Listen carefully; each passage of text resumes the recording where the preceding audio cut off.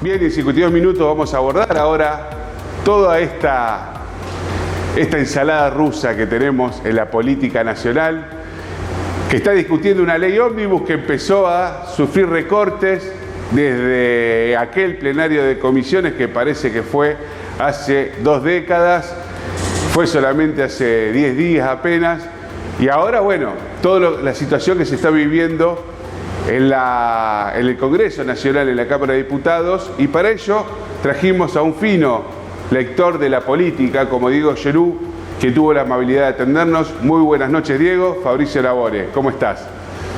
Fabricio, ¿cómo andás? Gracias por la invitación. No, gracias a vos. Bueno, Diego, a ver, ¿qué reflexiones te hacen estas primeras horas del tratamiento en una situación inédita? Un oficialismo que pide un cuarto intermedio, dice que tiene los votos en la Cámara, y sabemos que cuando un oficialismo tiene votos en la Cámara, lo último que quiere hacer es pararse de una sesión, ¿no? Sí, bueno, estamos ante un gobierno que realmente es indescifrable, ¿no? Por las características que tiene este gobierno, ¿no? Por quién es el presidente. Y es imposible dejarlo de lado, ¿no? Dejar de lado que Milei llegó a la presidencia en tiempo récord cuando nadie lo esperaba, muy poca gente lo esperaba. Entonces, lo que vos estás marcando tiene que ver con eso, ¿no? Va contra toda regla. Milei, contra toda norma, contra lo que suponemos. Y yo creo que tiene que ver con la debilidad propia, pero también con la crisis del sistema político. Si el sistema político estuviera más fuerte, si hubiera liderazgos más consolidados, yo creo que a Milei le costaría todavía muchísimo más. De todas maneras lo vemos, ¿no? Yendo, viniendo, dejando de lado un montón de artículos, diciendo una cosa un día al presidente, haciendo otra cosa al día siguiente, con una discusión adentro del gabinete muy marcada, con un Milei que no confía en los ministros que tiene, que piensa que los ministros que tiene son potenciales traidores. Entonces, claro, puede pasar cualquier cosa. Puede ser que Milei tenga los votos, como dice, o puede ser que se lance a gobernar por decreto. Todo puede pasar en esta Argentina, que yo creo que está en una situación inédita, como vos marcabas, pero con un presidente muy frágil también y un sistema político también muy frágil. No hay un recambio a la vista si lo de Milei no prospera, ¿no? Ahora, ¿cómo se entiende esto?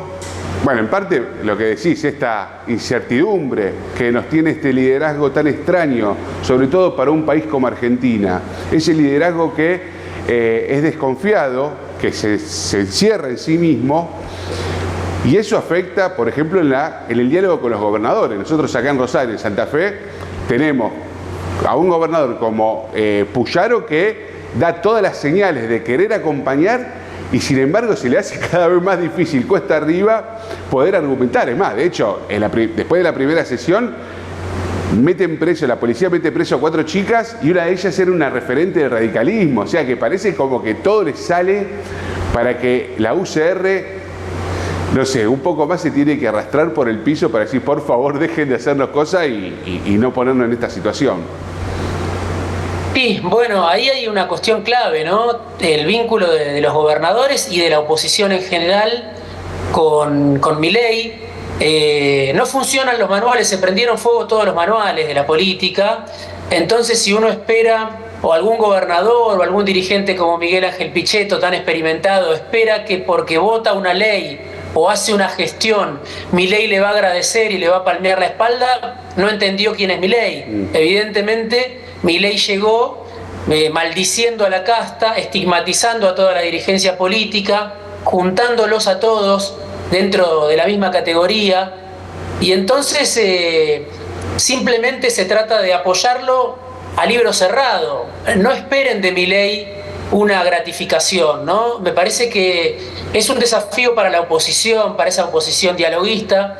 Yo le llamo colaboracionista, una oposición que, como vos decías, la palabra me parece que es clara, el verbo se arrastra muchas veces buscando presentarse como que está ayudando a la gobernabilidad, pero claro, no van a conseguir nada a cambio, o es muy difícil que consigan algo a cambio, Porque Milei tiene un solo mandamiento, que es ajustar hasta el hueso, ¿no? Que es llegar hasta el déficit cero, llegar como sea. Puede discutir las comas, puede discutir, está bien, doy de baja esta ley o doy de baja este artículo, pero ¿cómo llegamos al déficit cero?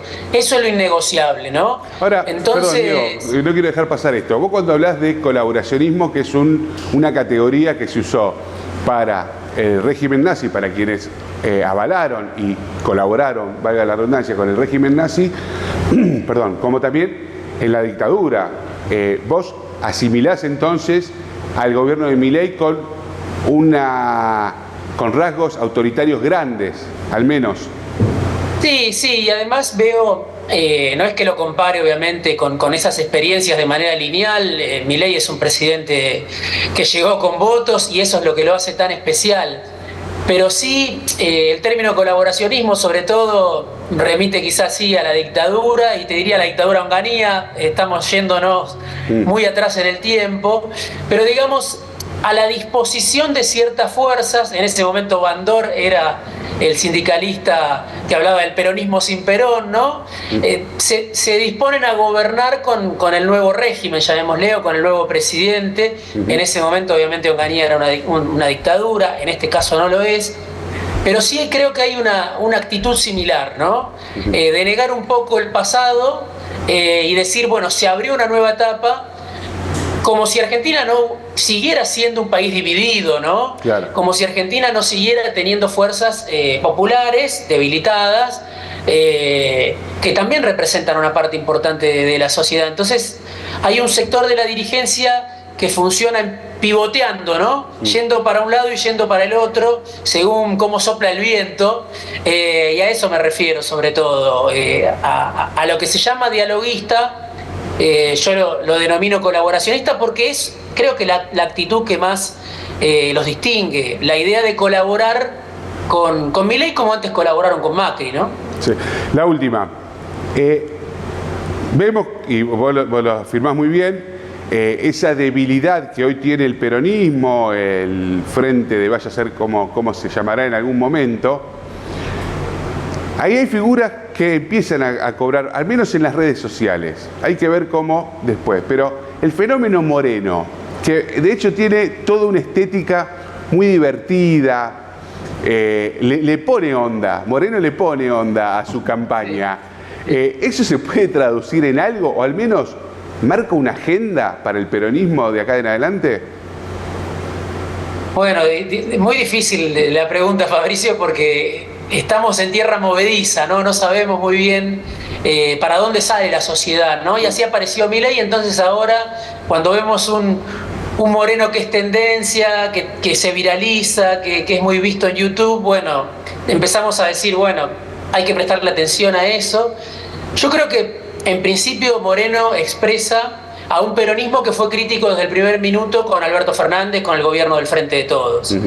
Y en ese sentido sí lo considero importante, ¿no? Como un indicador importante de que hay un peronismo que dice: yo no fui parte de esto, no aposté en lo más mínimo a esto, siempre dije que esto, la última experiencia de gobierno del peronismo, iba a salir mal. Entonces creo que tienen hoy un crédito, al menos en las filas del peronismo. Si eso después se traduce en un nuevo liderazgo, en nuevo, no sé si un nuevo tipo de discurso, pero al menos un discurso que pueda interpretar las demandas de la sociedad hoy, ya es más difícil de saberlo. Pero sí creo que podríamos decir, Moreno tiene autoridad para hablar, y son pocos los que tienen autoridad para hablar, claro, en el peronismo, porque bueno, acompañaron un experimento, una experiencia política que defraudó en masa, ¿no? Que generó una fuerte frustración en una situación donde el macrismo se había consumido muy rápido. Cuando Macri llegó, pensó que se podía quedar 10 años y le costó llegar a los 4, ¿no? Entonces, en esa situación asumió otra vez el peronismo, un peronismo de la unidad, con un país muy difícil, pero creo que el déficit fue sobre todo político, y es lo que marcan algunos como Moreno. Entonces, yo creo que en el peronismo, los que no fueron parte del Frente de Todos, bueno, parten con ventaja, salen con ventaja, ¿no? Claro. Para discutir lo que viene. Después habrá que ver esa ventaja que tuvo Milei de no haber sido parte de Juntos por el Cambio. Sin duda, sin duda, sin duda. Diego, fuiste muy generoso, muchísimas gracias. Te mando un abrazo grande, Fabricio. Hasta Igualmente. cualquier momento. Gracias. Diego Genud, entonces, lo han escuchado con contundentes declaraciones y aparte de análisis fino, eso es lo interesante, de poder conversar con un amigo con esa forma de ver, de entender a la política. Un corte y seguimos en 52 minutos.